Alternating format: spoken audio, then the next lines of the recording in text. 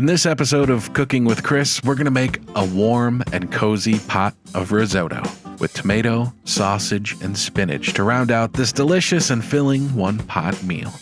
Okay, I lied. Technically 2 pots, but it really doesn't matter because this would be worth it even if 7 pots and pans were used. Trust me.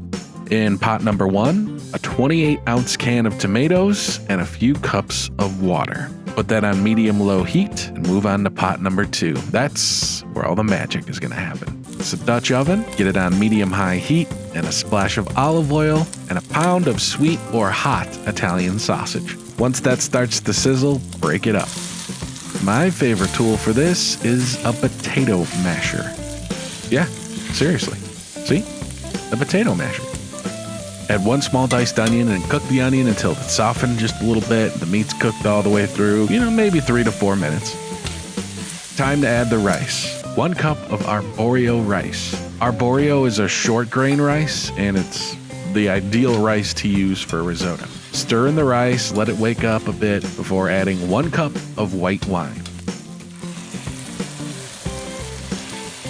You want to keep stirring until most of the wine has evaporated and soaked into the rice. You remember pot number 1, the tomato mixture?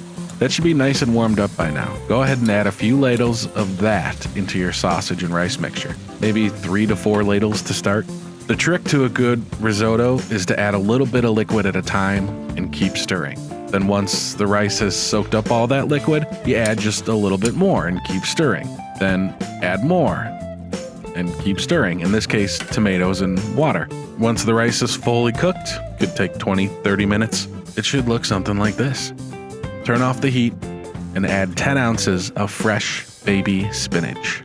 Now, it may seem like an awful lot, but once you carefully mix it in, it's all good.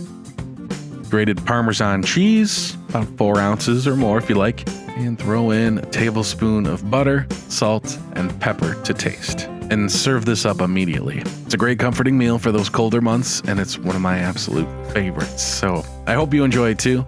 Thanks for watching Cooking with Chris. Give the video a like and subscribe for more recipes and tips.